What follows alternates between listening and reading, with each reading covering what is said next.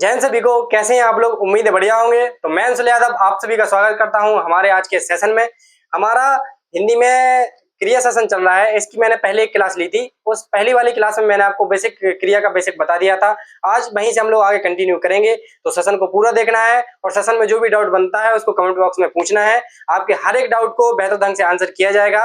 और यदि आपको और सेशन को पूरा देखना है, सेशन को पूरा देखने के बाद यदि आपको मेरा कंटेंट और मेरी मेहनत पसंद आती है तो सेशन को ज्यादा से ज्यादा शेयर करना है और चैनल को सपोर्ट करना है। तो आज हम लोग पूरा शुरू करेंगे क्रिया। क्रिया मैंने कल आपको बेसिक चीजें बता दी थी। आज हमारा क्रिया कहाँ से स्टार्ट होने वाला है?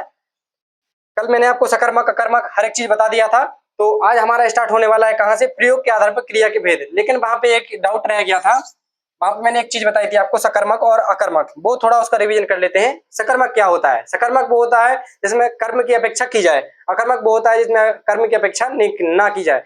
जैसे उसमें क्या बताया था, ज्यादा डाउट किसमें रह गया था? सकर्मक। सकर्मक के दो भेद बताए थे, एक कर्मक सकर्मक और दो द्विकर्मक सकर्मक। इसमें क्या बताया था मैंने आपको? एक कर्मक सकर्मक, एक कर्मक, एक कर्मक, एक कर्मक सकर्मक, एक कर्मक सकर्मक। उसके बाद दूसरा था द्विकर्मक सकर्मक। दूसरा था हमारा क्या? द्विकर्मक सकर्मक, द्विकर्मक सकर्मक। तो इसमें क्या था कि थोड़ा पहचानने में थोड़ा दिक्कत हो रहा था कि कौन सा वाला एक कर्मक सकर्मक है और कौन सा वाला द्विकर्मक सकर्मक। एक कर्मक सकर्मक कौन सा होगा? जिसमें एक कर्म होगा। जिसमें क्या होगा? एक कर्म होगा। वो कौन सा हो जाएगा? एक कर्मक सकर्मक। द्विकर्मक सकर्मक कौन होगा? जिसमें दो कर्म होंगे।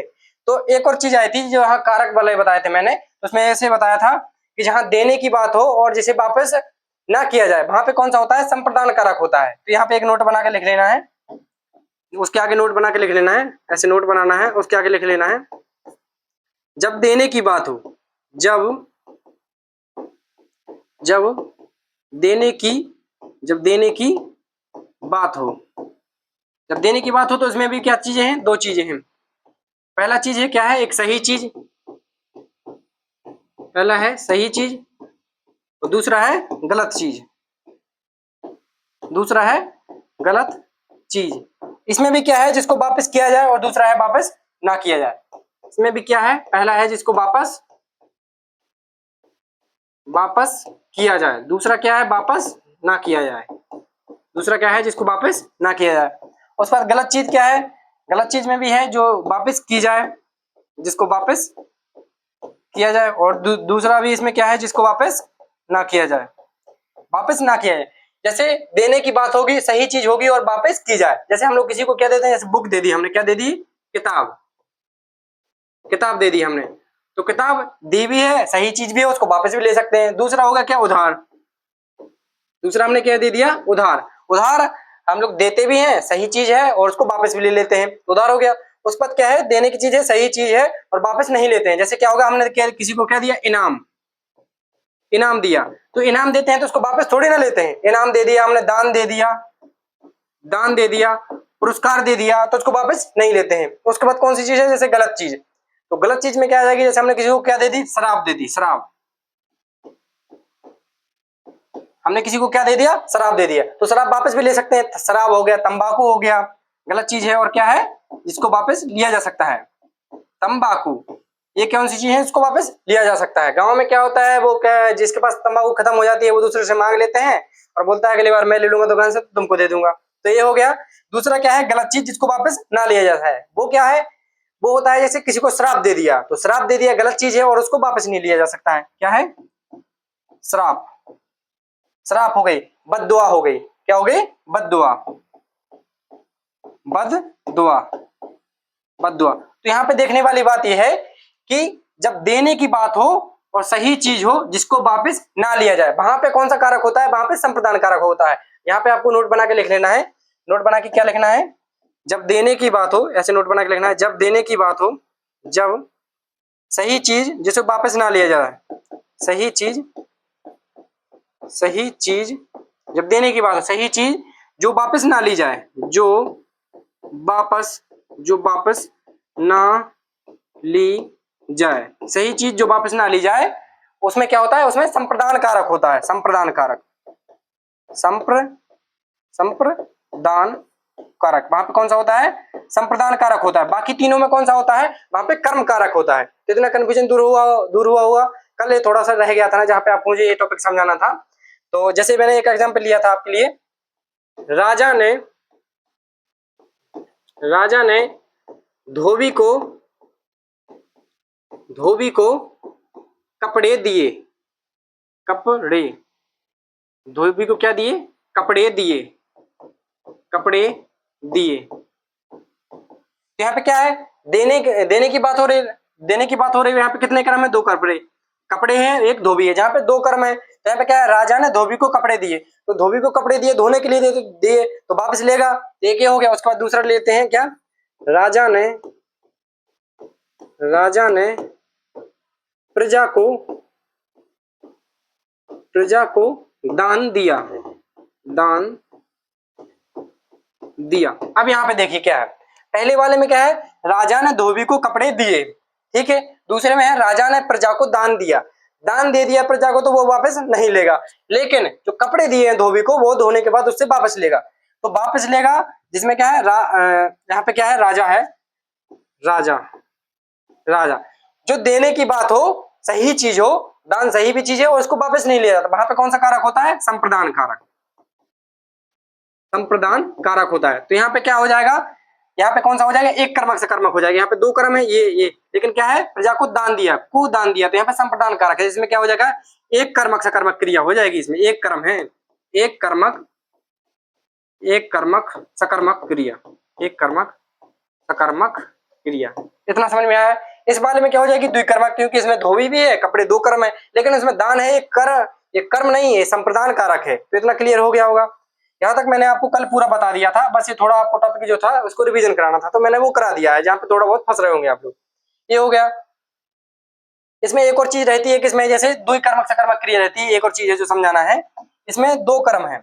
पहला वाला कौन सा है? प्रजा। पहला वाला कौन सा कर्म है? जैसे यहाँ पे पूरा ले लेते हैं, किसको? ये वाला ले लेते हैं। राजा ने धोबी को कपड़े दिए।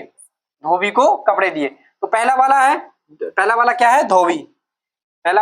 धोबी। और दूसरे हैं कपड़े। तो इसमें से एक रहेगा प्रत्यक्ष और दूसरा रहेगा अप्रत्यक्ष। तो धोबी एक रहेगा इसमें क्या? जिसमें सजीव है, जीवन है। दूसरा है क्या? निर्जीव, जिसमें जीवन नहीं है। ये जरूरी नहीं है कि मतलब निर्जीव और सजीव रहे। तो इसमें ये रहता है कौन सा? प्रत्यक्ष।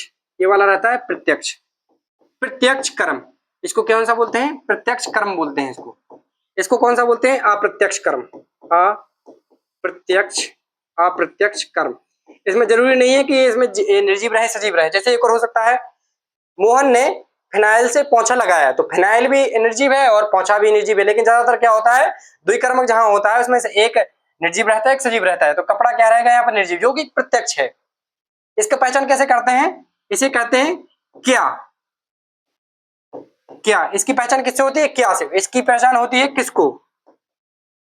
इसकी पहचान किससे होती है? किसको से इसकी पहचान होती है। यदि आपसे पूछ लिया जाए कि वाक्य में कौन सा प्रत्यक्ष कर्म है और कौन सा अप्रत्यक्ष कर्म है, तो ये आप लोग आराम से निकाल लेंगे। तो यहाँ तक का डाउट क्लियर हो गया। कल यहाँ तक मैंने आपको पढ़ा दिया था, उसके बाद आज हमको वो एक्स्ट्रा शुरू करना है। तो आज क्या था हमारा? आज हम लोग जानने वाले हैं क्या? आज जानने वाले हैं कि क्रिया, प्रयोग के आधार पर क्रिया के भेद। प्रयोग के आधार पर हम लोग को आज पढ़ना है प्रयोग के आधार पर क्रिया के भेद। प्रयोग के आधार पर क्रिया के कितने भेद होते हैं? प्रयोग के आधार पर क्रिया के 5 भेद होते हैं। प्रयोग के आधार पर क्रिया के कितने भेद हैं? 5 भेद हैं। 5 भेद हैं। पांचों भेद हम लोग एक एक करके समझने वाले हैं। तो सबसे पहला वाला भेद है हमारा, कौन सा है? पूर्वकालिक क्रिया। सबसे पहला वाला भेद कौन सा है? पूर्वकालिक क्रिया। सबसे पहला वाला कौन सा है हमारा? पूर्वकालिक क्रिया। तो हम लोग देखते हैं पूर्वकालिक क्रिया क्या होता है। पूर्वकालिक क्रिया में क्या होगा? इसमें एक कार्य के तुरंत बाद दूसरा कार्य होना पाया जाता है। तो इसकी परिभाषा क्या हो जाएगी? इसमें एक कार्य के बाद, इसकी परिभाषा क्या हो जाएगी? इसमें एक कार्य के तुरंत बाद दूसरी या फिर दूसरा, एक कार्य के बाद तुरंत एक कार्य के तुरंत बाद दूसरा कार्य तुरंत दूसरा कार्य होना पाया जाता है। तुरंत बाद दूसरा कार्य होना पाया जाता है। इसमें क्या होगा, एक काम होगा उसके तुरंत बाद कौन सा हो जाएगा, दूसरा कार्य होना पाया जाएगा। इसमें एग्जाम्पल से ज्यादा बेहतर तरीके से समझेंगे। जैसे मोहन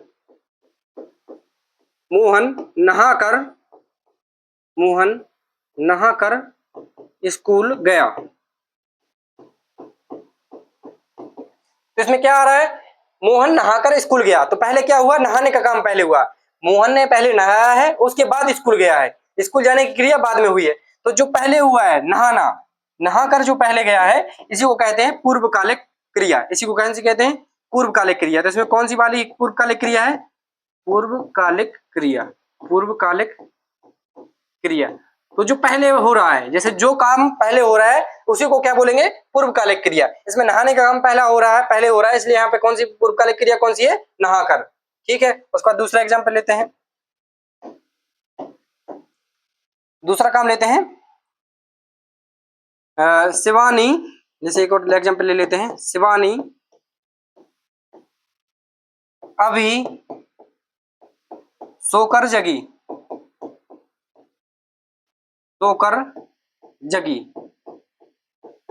इसमें क्या हो रहा है, शिवानी अभी सोकर जगी। तो पहले क्या हुआ होगा, पहले सोई होगी तब जाके जगी है। ऐसा तो है नहीं पहले जग गई होगी उसके बाद सो गई होगी, नहीं। इसमें क्या है, शिवानी अभी सोकर जगी, मतलब पहले वो सो गई होगी उसके बाद ना जगी है। तो इसमें पूर्वकालिक क्रिया कौन सी हो जाएगी, सोना या फिर सोकर। ये हो गया। उस पर एक और एग्जाम्पल ले लेते हैं, जैसे एग्जाम्पल नंबर 3। एग्जाम्पल नंबर 3 ले लेते हैं, क्या है, वह, जैसे क्या ले लेते हैं, वह वह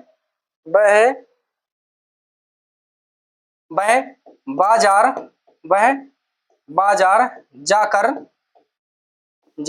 आया। वह बाजार जाकर आया। इसमें क्या हो रहा है, वह बाजार जाकर आया, तो पहले बाजार गया है, जाकर यानी पहले बाजार गया है उसके बाद आया है। तो इसमें पूर्वकालिक क्रिया कौन सी हो जाएगी, जाकर यानी जाना। तो पूर्वकालिक क्रिया समझ में आ गई होगी। इसमें एक कार्य के तुरंत बाद कौन सा होना होगा, दूसरा कार्य होना पाया जाता है। यहाँ तक क्लियर है। उसके बाद जो पहले वाली क्रिया होती है उसी को कौन सी कहते हैं, पूर्वकालिक क्रिया। ये वाला क्लियर हो गया। उसके बाद नेक्स्ट देखते हैं कौन सा हमारा, उसके बाद रहेगा हमारा प्रेरणार्थक क्रिया। दूसरा भेद कौन सा है हमारा, प्रयोग के आधार पर हमारा दूसरा भेद है। दूसरा भेद कौन सा है हमारा, प्रेरणार्थक क्रिया। तो हम लोग अब देखते हैं प्रेरणार्थक क्रिया। इसमें क्या होता है, इसमें किसी और से कार्य कराने का भाव मिलता है। इसमें क्या रहेगा, कर्ता खुद काम नहीं करेगा, किसी और से कार्य कराता है। इसमें मुख्य जो कर्ता होता है वो खुद कार्य ना करके किसी और से कार्य कराता है। तो इसमें क्या होता है, किसी और से कार्य कराने का बोध होता है। किसी और से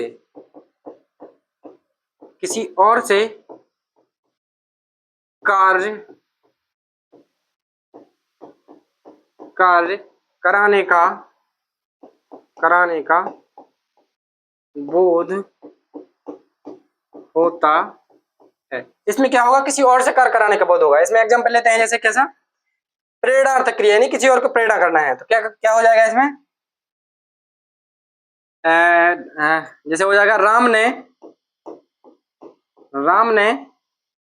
ने श्याम से खाना बनवाया।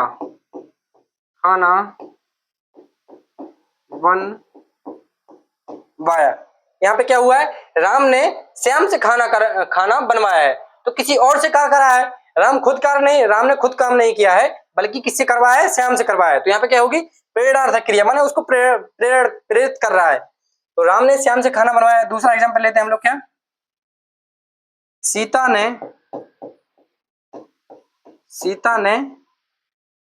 ने बच्चों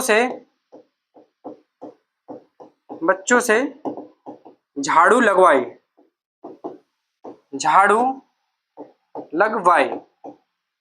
यहाँ पे क्या हुआ है, सीता ने बच्चों से झाड़ू लगवाई है, माने यानी बच्चों से कार्य कराया है, खुद काम ना करके किससे किया है, दूसरे से काम करवाना है। वहां पे क्या हो जाएगा, प्रेरणार्थक क्रिया। और एग्जाम्पल लेते हैं, जैसे नौकर ने नौकर ने मालिक से काम करवाया। हर रोज क्या, हर बार क्या होता है, मालिक काम कराता है, इस बार क्या कराएंगे हम लोग, मालिक से काम कराएंगे। तो नौकर ने मालिक से काम करवाया, ये हो गया। उसके बाद एक और एग्जांपल ले लेते हैं, जैसे क्या, माली ने मालिक से पौधे लगवाए। यहां तक क्लियर। इसमें क्या होगा कि कर्ता खुद काम न करके किसी और से कार्य कराने का बोध होता है। माली ने मालिक से पौधे लगवाए, तो यहाँ पे कार्य किससे करवाया गया है, मालिक से, जबकि किसने करवाया, किसने, माली ने करवाया किससे, मालिक से। यहाँ पे नौकर ने क्या किया है, मालिक से काम करवाया है। सीता ने बच्चों से झाड़ू लगवाई है। राम ने श्याम से खाना बनवाया है। तो यह तक क्लियर हो गया। किसी और को प्रेरित करना, तो वहां पे कौन सी हो जाएगी, प्रेरणार्थक क्रिया। उसके बाद नेक्स्ट देखते हैं हम लोग कौन सी है। नेक्स्ट है हमारी कौन सी, नाम धातु क्रिया। यहाँ पे क्या हो जाएगी, नाम धातु क्रिया। इसमें क्या रहता है, संज्ञा सर्वनाम और विशेषण से क्या बनते हैं, विशेषण से बनती है ये वाली नाम धातु क्रिया। बे शब्द इसमें क्या हो जाएगा, इसमें हो जाता है संज्ञा सर्वनाम से बनते हैं। ये सब क्या बनते हैं,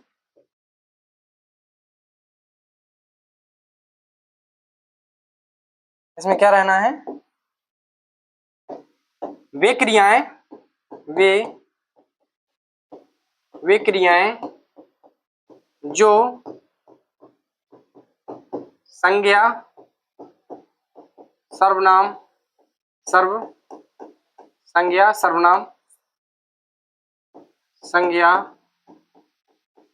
सर्वनाम और विशेषण से बनती हैं, और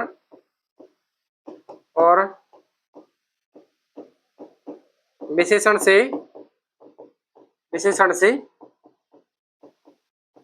बनती हैं। इसमें क्या क्या क्या है, नाम धातु क्रिया होगा, संज्ञा सर्वनाम और विशेषण से बनेंगे। संज्ञा क्या है, जैसे यहाँ पे एग्जांपल लेते हैं, क्या है संज्ञा है, जैसे क्या है, लाठी।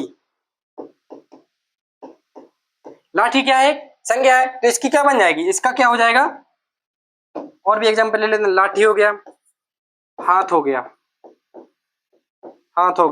तीसरा हो गया, क्या हो गया, बात हो गया।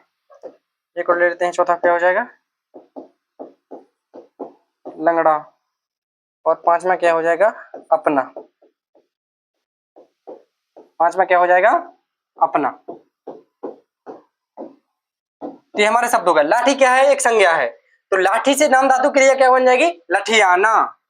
क्या बन जाएगी, लठियाना, लठियाना। हाथ से क्या बन जाएगी, हथियाना। हाथ से क्या बन जाएगी, हथियाना। बात से क्या बन जाएगी, बतियाना। बात से क्या बन जाएगी, बतियाना। ये क्या है, लाठी क्या है, एक संज्ञा, तो ये क्या है, संज्ञा। हाथ क्या है, हाथ भी क्या है, संज्ञा है। बात क्या है, बात भी क्या है, संज्ञा है। लंगड़ा क्या है, लंगड़ा, तो जैसे लंगड़ा आदमी, लंगड़ा क्या है, विशेषण, तो लंगड़ा से क्या बन जाएगा, लंगड़ाना। लंगड़ाना, ये क्या है, ये क्या है, विशेषण। ये क्या है, ये है विशेषण। अपना क्या है, अपना एक सर्वनाम है, अपना से क्या बन जाएगी, अपनापन। अपनापन, ये क्या है, एक सर्वनाम। ये क्या है, सर्वनाम। मतलब वे क्रियाएं जो संज्ञा सर्वनाम और विशेषण से बनती हैं, उनको क्या कहते हैं, नाम धातु क्रिया कहते हैं। यहाँ पे क्या संज्ञा क्या है, जैसे लाठी, लाठी से क्या हो जाएगा, लठियाना। हाथ, हाथ से हथियाना। बात से बतियाना। लंगड़ा से लंगड़ाना। अपना से अपनापन। तो यहाँ तक क्लियर है, नाम धातु क्रिया कौन सी होंगी, जो संज्ञा सर्वनाम और विशेषण से बनती है। उसके बाद हमारा नेक्स्ट कौन सा है, नेक्स्ट है हमारा कृदंत क्रिया। इसमें क्या रहेगा, इसमें ना प्रत्यय नहीं रहता है। वे क्रियाएं जिनमें ना प्रत्यय नहीं होता है, कौन सा हो जाएगा, वे क्रियाएं जिनमें ना प्रत्यय नहीं होता है। वे क्रियाएं जिनमें ना प्रत्यय नहीं होता है, तो बिठा देते हैं। इसका क्या लिखना है, वे प्रत्यय, वे क्रियाएं, वे क्रियाएं, वे क्रियाएं जिनमें, वे क्रियाएं जिनमें ना प्रत्यय नहीं होता है। ना प्रत्यय क्या होता है? ना प्रत्यय नहीं होता। वे क्रियाएं जिनमें ना प्रत्यय नहीं होता है। जैसे हमने आपको क्रियाएं क्या बताई हैं? खेलना, पढ़ना, सोना, रोना। तो खेलना में क्या है? खेलना, लास्ट में ना लगा है, लेकिन इसमें क्या हो जाएगी? ना नहीं लगेगा, तो इसमें और क्या हो जाएगी? जैसे खेलता, खेलता, खेलेगा, ये क्रिया मतलब ना नहीं लगेगा जिसमें। खेलना, जैसे पढ़ता, पढ़ता, रोता, रोता, सोता, यानी ना नहीं लगेगा। क्या नहीं लगेगा? ना नहीं लगेगा। बाकी और कोई भी लग जाएगा, बस ना नहीं लगना है। तो वो कौन सी हो जाएंगी? कृदंत क्रिया। ये इतनी ज्यादा इंपॉर्टेंट नहीं है। उस पर नेक्स्ट देखते हैं कौन सा है? संयुक्त क्रिया। ये वाला थोड़ा इंपॉर्टेंट है। ये कौन सी है? ये है हमारी कौन सी है? संयुक्त क्रिया। ये है हमारी कौन सी है? संयुक्त क्रिया। अब यहाँ पे देखना है संयुक्त क्रियाएं कौन सी होती हैं। वे क्रियाएं जिनमें दो दो शब्दों की आवश्यकता पड़ती है, दो समान शब्दों की आवश्यकता पड़ती है, उनको क्या बोलते हैं? संयुक्त क्रिया बोलते हैं। उनको क्या बोलेंगे? उनको बोलते हैं संयुक्त क्रिया। वे क्रियाएं वे क्रियाएं वे क्रियाएं जिनमें जिनमें एक कार्य के लिए, जिनमें क्या रहेगा? जिनमें एक जिनमें एक कार्य के लिए वे क्रियाएं जिनमें एक कार्य के लिए एक से अधिक एक से अधिक क्रियाओं की आवश्यकता होती है। क्रियाओं की आवश्यकता आवश्यकता होती आवश्यकता होती है। जैसे इसमें क्या रहेगा? सिर्फ लास्ट में एक क्रिया रहती है ना, जैसे चलना, पढ़ना, तो इसमें क्या रहेंगी? दो क्रियाएं हो जाएंगी। इसमें क्या हो जाएंगी? दो क्रिया करेंगी। जैसे वह मुझे मार डालेगा, मार डालेगा। तो इसमें देखना है आपको क्या है? इसमें एक क्रिया कौन सी है? मार। मार से हो जाएगी मारना, मारना एक क्रिया है, उस पर क्या है? डालेगी, यानी डालना। इसमें दो क्रियाएं कौन कौन सी हो गई? मारना और डालना। ये देखिए, ये भी कौन सी हो गई? मार और डालेगा। डाले से हो गई डालना। तो क्या है? वह मुझे मार डालेगा, तो यहाँ पे दो क्रियाएं हो जाएंगी। उसके बाद जैसे और भी एग्जाम्पल ले सकते हैं। कौन सा है? सोहन स्कूल स्कूल चला गया। इसमें कौन कौन सी क्रिया है? इसमें क्या है? चला। पहली क्रिया क्या है? चलना। तो चला से क्या हो जाएगी? चलना एक क्रिया हो जाएगी, और गया मतलब जाना एक क्रिया हो जाएगी। इसमें दो क्रियाएं होंगी। इसमें क्या हो? एक क्रिया क्या हो जाएगी?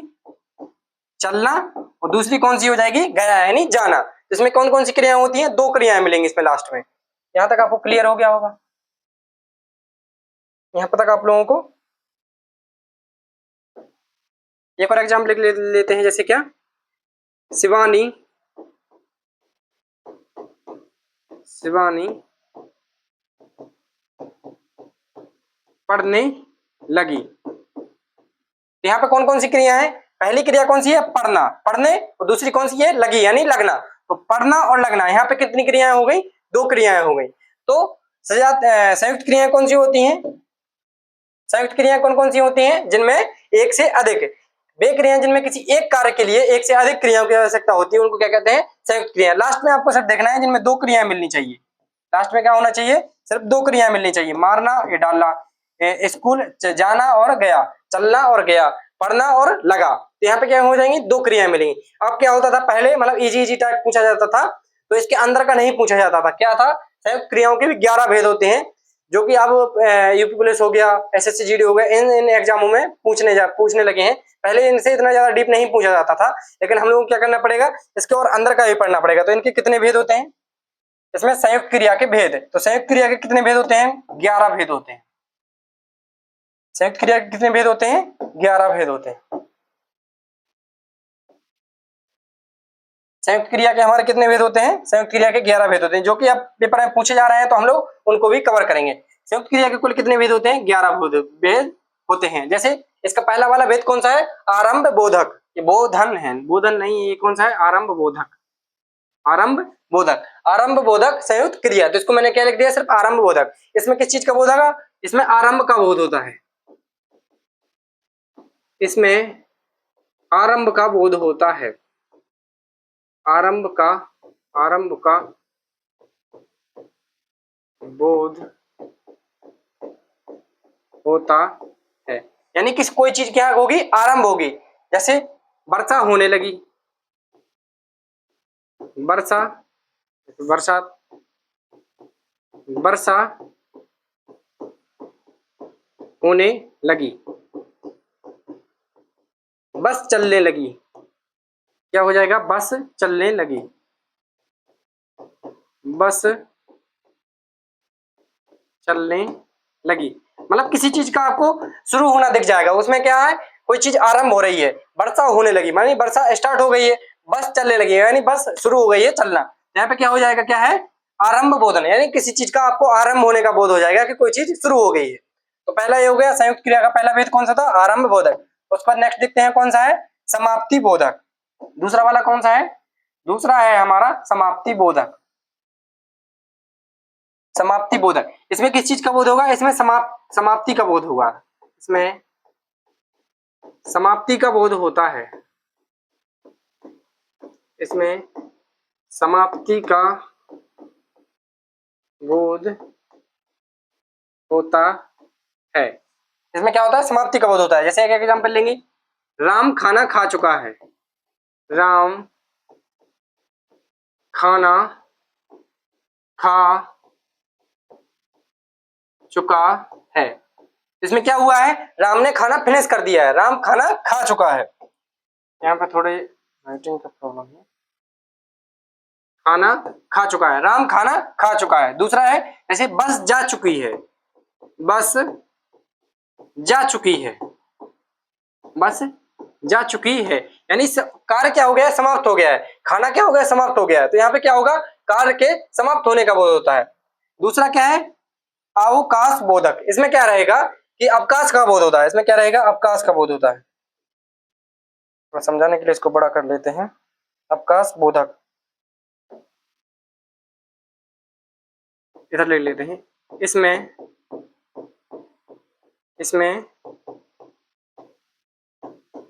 अवकाश का, इसमें अवकाश का बोध, इसमें अवकाश का बोध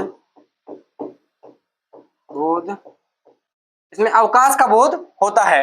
मतलब काम में रुकावट का बोध होता है। जैसे कोई काम करना चाह रहे हैं उस वो ना हो पाए तो इसमें क्या हो जाएगा? अवकाश आ गया, मतलब छुट्टी हो गई। तो इसमें क्या ले सकते हैं? पहला एग्जाम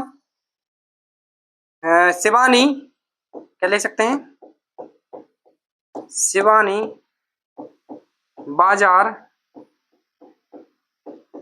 नहीं जा पाई, ये को लिख सकते हैं। मैं किस लेना? वह लेते हैं, लेना है वह परीक्षा में पास नहीं हो पाया। मतलब क्या है? शिवानी बाजार नहीं जा पाई, यानी वो बाजार जाना तो चाह रही थी, लेकिन क्या हुआ? वो बाजार नहीं जा पाई, किसी कारणवश क्या हो गया? बाजार नहीं जा पाई। वह परीक्षा में पास नहीं हो पाया, मतलब वो परीक्षा में पास तो होना चाह रहा था, लेकिन क्या हुआ? वो परीक्षा में पास नहीं हो पाया। तो इसमें क्या रहेगा? अवकाश का बोध होता है। इसकी परिभाषाओं को कोई मतलब नहीं है। देखिए मैं आपको एक बात और क्लियर कर देता हूँ कि एक वाक्य रहेगा उसमें एक से अधिक क्रियाएं हो सकती हैं, नो डाउट, इसमें कोई डाउट नहीं है। एक वाक्य रहेगा उसमें एक से अधिक क्रियाएं हो सकती हैं, लेकिन आपको ऐसे ऑप्शन नहीं देगा। जैसे कोई ऑप्शन डाल दिया, मतलब कोई जो एक वाक्य रहेगा, एक क्रिया रहेगी, उसमें 4 ऐसी क्रियाएं डाली जाएंगी ऑप्शन में जिसमें मतलब जो एक दूसरे को इंटरफेयर ना करती हो। नहीं तो क्या है? एक वाक्य रहेगा उसमें कई क्रियाएं हो सकती हैं, इसमें कोई दिक्कत नहीं है। बस आपको कैसा रहेगा? ऐसे ऑप्शन नहीं मिलेंगे। यहाँ तक क्लियर होगा हमारा तीसरा पॉइंट। उसके बाद कौन सा है? अनुमति बोधक। अनुमति बोधक, इसमें कौन सा नाम से स्पष्ट हो रहा है? इसमें क्या किस चीज का काम होगा? इसमें अनुमति देने का काम होता है। तो इसमें क्या रहेगा? इसमें अनुमति का बोध होता है। इसमें क्या रहता है?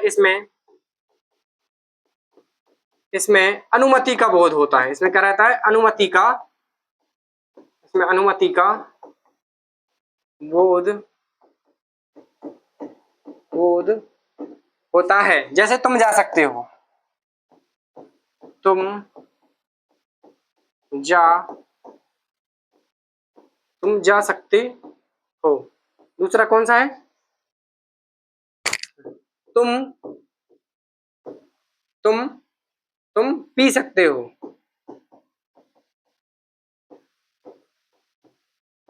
मतलब पानी रखा हुआ है तो उसको क्या बोल सकते हैं? तुम पानी पी सकते हो। यहाँ पे लिख सकती है क्या? पानी भी लिख सकते हैं, तुम पानी पी सकते हो, यानी अनुमति देने का काम होगा। तुम जा सकते हो, तुम पढ़ सकते हो, तुम पी सकते हो, मतलब कुछ भी जो जिस चीज में क्या रहेगा, तुम बैठ सकते हो, तुम खड़े हो सकते हो, मतलब कोई भी चीज है जिसमें क्या रहेगा? परमिशन का बोध होगा, जिसमें अनुमति का बोध होता है, वहां पे कौन सा होगा? अनुमति बोधक। उसके बाद क्या रहेगा? नित्यता बोधक। नित्यता मतलब नित्यता से क्या साउंड आ रहा है? नित्यता से क्या साउंड आ रहा है? रेगुलरिटी, यानी कोई चीज जो नित्यता रहेगी, जिसमें कंटिन्यूटी रहती है, उसको क्या बोलते हैं? नित्यता बोधक। तो इसमें क्या रहता है? इसमें इसमें नित्यता का बोध होता है। इसमें नित्यता, इसमें क्या रहता है? इसमें नित्यता का इसमें नित्यता का बोध होता। इसमें क्या होगा? नित्यता का बोध होता है। इसका एग्जांपल ले लें क्या? मैं रोज योग करता हूं। रोज योग मैं रोज योग रोज योग करता हूं। दूसरा, राम रोज दौड़ने जाता है। दौड़ने जाता है। इसमें क्या हो रहा है? नित्यता हो रही है, मतलब हर रोज जो काम किया जाता है, जो आपके डेली रूटीन में है, जैसे योग करना हो गया, कोई दौड़ने जा रहा है, तो उसमें क्या रहेगा? हर रोज काम होगा, तो वहां पे कौन सा हो जाएगा? नित्यता बोधक। यहाँ तक क्लियर हो गया होगा आपको। उसके बाद कौन सा है हमारा? आवश्यकता बोधक। आवश्यकता बोधक, इसको हम लोग देखने वाले हैं क्या? आवश्यकता बोधक। आवश्यकता बोधक में किस चीज का बोध होगा? इसमें आवश्यकता का बोधक होता है। जैसे कोई चीज आवश्यक है, जो चीज आवश्यक रहेगी उसमें क्या रहेगा? आवश्यकता का बोध होता है। इसमें आवश्यकता का बोध होता है। इसकी परिभाषा क्या हो जाएगी? इसमें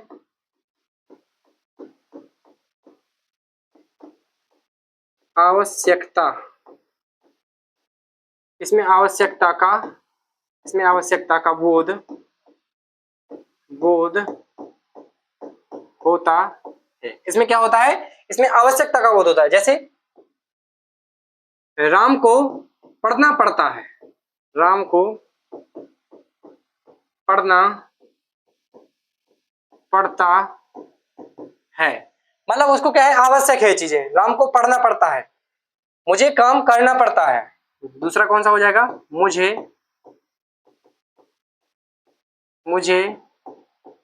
काम मुझे काम करना पड़ता है। क्या हो जाएगा? मुझे काम करना पड़ता है, मतलब क्या रहेगी? कोई चीज आवश्यक रहेगी, वहां पे कौन सा हो जाएगा? आवश्यकता हो जाएगा। राम को पढ़ना पड़ता है, उसको नीड है, उसको आवश्यकता रहेगी इस चीज की। मुझे काम करना पड़ता है, ये जरूरत है उसकी, जिसको उसको क्या करेगा? काम करना पड़ेगा। यहाँ तक आपको कोई डाउट हो गए? कोई डाउट तो नहीं है। हमारे कितने? 11 थे। 11 में से मैंने आपको कितने बता दिए? 6 बता दिए। 6 के 6 आपको पूरे हो गए, क्योंकि ये क्या है, आजकल क्या हो रहा है, ट्रेंड क्या बन रहा है, पहले इनके बारे में नहीं पूछा जाता था इतना, लेकिन अब क्या हो रहा है कि इसमें और डीप से दे रहा है, इसलिए हम लोगों को ये पूरे पढ़ना है। बस इसमें क्या रखना है आपको ध्यान? परिभाषा का इतना ज्यादा रोल नहीं है इसमें। क्या रहेगा? सिर्फ वाक्य रहेंगे, जिसमें वाक्य में थोड़ा बहुत आपको ध्यान देना है कि क्या चीज हो रही है। इसमें रोज पढ़ना पड़ रहा है, आवश्यकता है उसकी, क्या चीज है, इस चीजों का आपको क्या करना है? थोड़ा बहुत ध्यान देना है। तो ये वाला क्लियर होगा। उसके बाद हम लोग अपना नेक्स्ट करते हैं।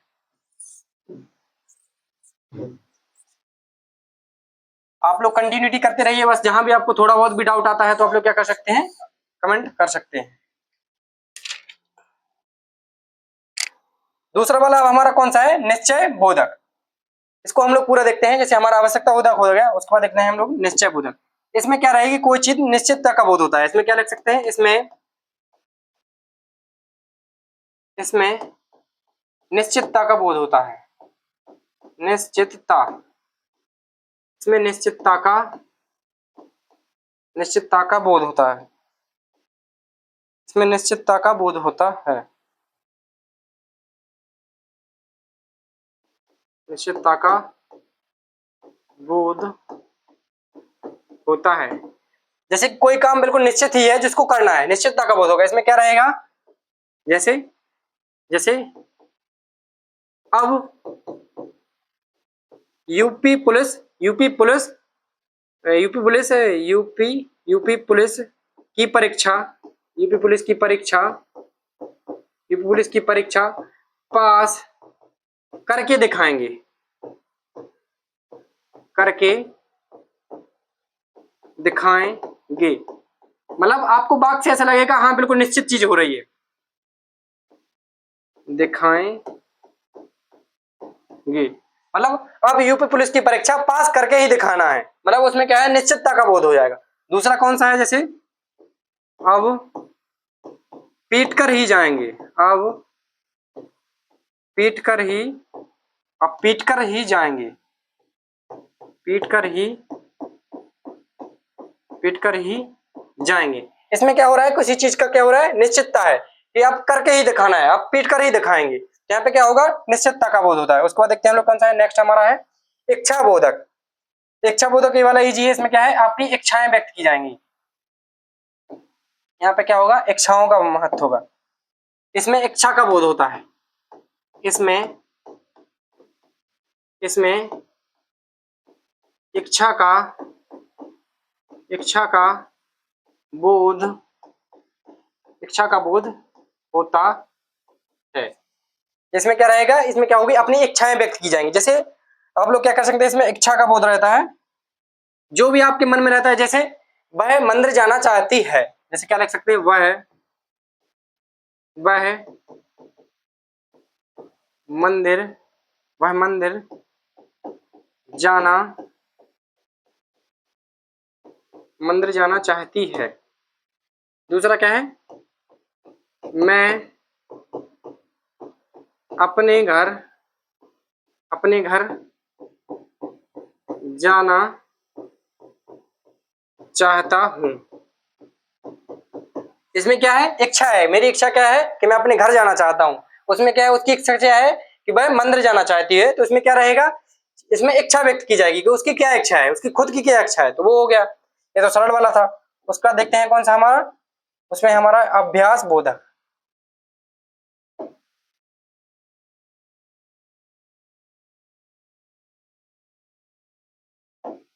दूसरा कौन सा है, इसमें अभ्यास का बोध होता है।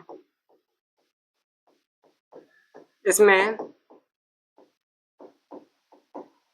अभ्यास का बोध होता है। जैसे मैं रोज पढ़ने जाता हूँ, मैं रोज पढ़ने जाता हूँ, मैं हर रोज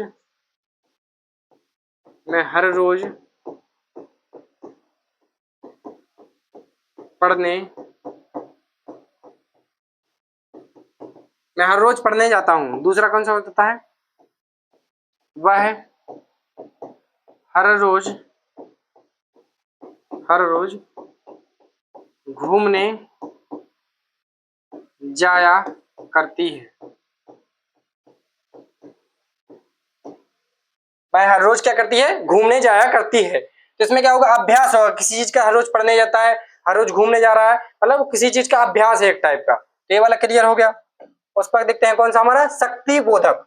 उसके बाद कौन सा हमारा पुनरुक्ति बोधक। सिर्फ हमारे कितने रह गए हैं, दो रह गए हैं। एक रह गया कौन सा हमारा, शक्ति बोधक, और दूसरा रह गया हमारा पुनरुक्ति बोधक।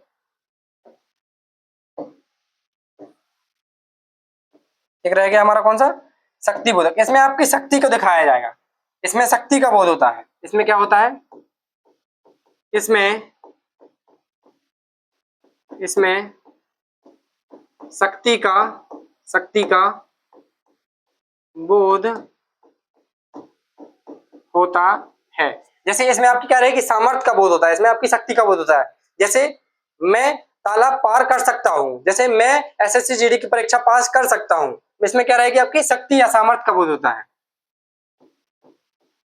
मैं एसएससी जीडी की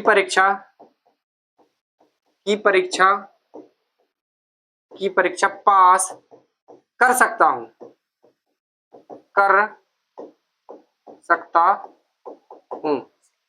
दूसरा भी ले सकते हैं, मैं तालाब पार कर सकता हूं। मतलब किसी चीज की क्या रहेगी आपकी, मतलब आपकी शक्ति, आपकी क्या सामर्थ्य है, उसका यहाँ पे क्या होगा वो बताया जाएगा।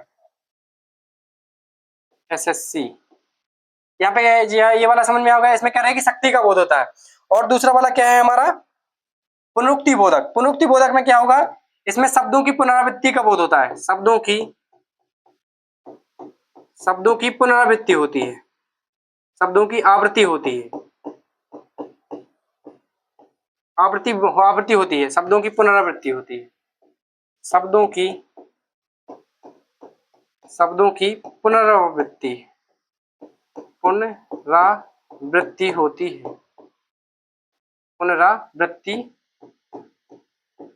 होती है। जैसे पढ़ाई, उसकी पढ़ाई लिखाई कैसी चल रही है, जैसे पढ़ाई लिखाई कैसी चल रही है, कुछ भी ले सकते हैं। वह पढ़ाई लिखाई